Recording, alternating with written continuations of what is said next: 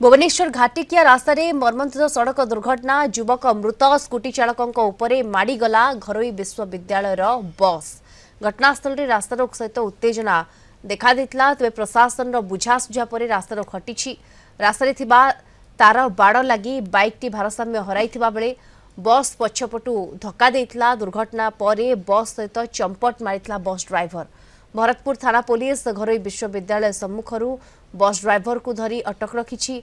मृतक हेले पाइकरापुर अंचल सौम्यरंजन साहू। जगन्नाथ बिहार तांकर ग्रोसरी दुकान रही। मृत सौम्यंक घरे तांको बापा माँ स्त्री और 9 मासर पुओ अछंती। घटनास्थल में व्यापक पुलिस फोर्स सहित स्थानीय कॉर्पोरेटर मंजुलता कहर उपस्थित अछंती। घटनास्थल में 4 प्लाटून पुलिस मुतयन अछंती।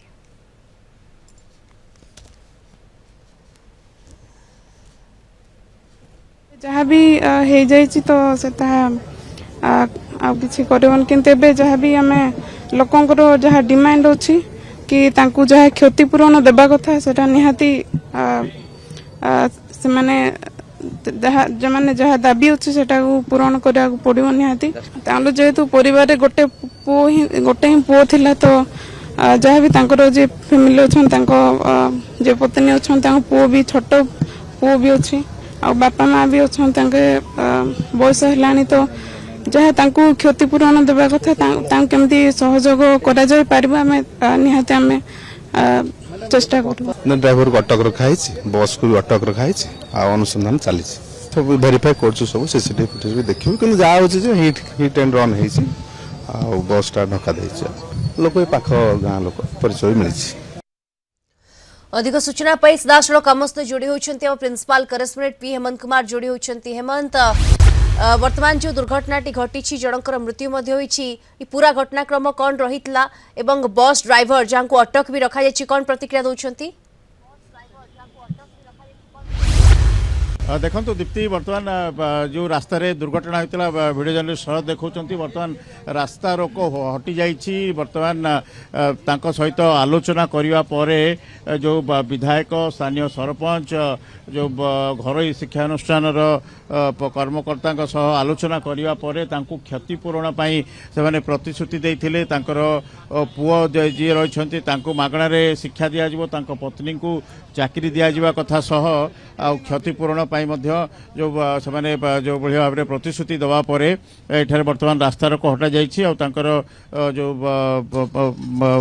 मृत शरीर को निठार हटा जाइए जो भाव में दीर्घ 4.5 घंटा धरी एठार लोक रास्ता रोक जारी रही दीप्ति जो भाव में यही अंचल लगातार भाव में दुर्घटना होउछि। एठारे कौन सी हम्प्स नहीं कि मो बस कथा कहतु तार स्टपेज नहीं एठारे ट्रैफिक व्यवस्था कथा नहीं बोली जहाँ लोकंर सब अभियोग होती तेणु से सब दाबी करने एठारे जो भाव में विभिन्न जो शिक्षानुष्ठान रही हॉस्पिटल रही अंचल एठारे लाइटिंग व्यवस्था कथा कहतु अन्य आनुषंगिक व्यवस्था कही दुर्घटना रोकियापाई विभिन्न सब दाबी कर सब प्रतिश्रुति पर एठारू से मृत शरीर हटाई किंतु दुखद कथा जो भाव में सौम्यरंजन साहू आज प्राय 8टा समय ये दुकान को जाऊा बेले गोटे घरोई शिक्षानुष्ठान बस दुर्घटना मृत्यु होती।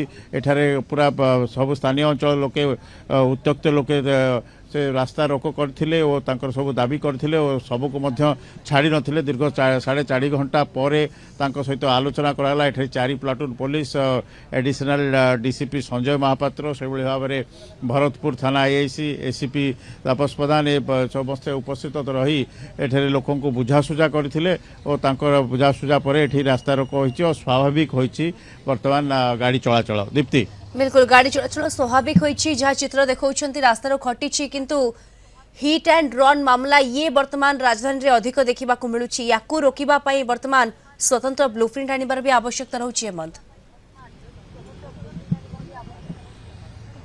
निश्चित भाव में जो भाव में राजधानी रे जो सड़क पथरे जो असुरक्षित रोचे दुर्घटना नौ जीवन दिनक दिन तेणु ताकू नहीं ट्रैफिक परिचालना कथा कहतु बा जो सड़क रे अधिक सुरक्षा रहा कथा कहतु सचेतनता कथा कहतु एसबू को व्यापक कर आवश्यक होती जो भाव में मूल्यवान जीवन नष्ट है पत्नी रही 2 वर्ष तले बाहागर होता छोट छुआ रही तेणु निश्चित भाव में परिवार गोटे जो भाव में अपूरणीय क्षति जो होती देखी एमती राजधानी प्राय सब बेले जो दुर्घटना घटुची केबे मो बस तो केबे अन्य कौन दुर्घटना होची ताकू नेकरी लोकंक मध्य गोटे आक्रोश रहुची जे जो दुर्घटना रोकिया गोटे दीर्घ म्यादी बा दीर्घसूत्री गोटे योजनार बा व्यवस्था करा आवश्यकता रही। बिल्कुल धन्यवाद आपको principal correspondent P Hemant Kumar.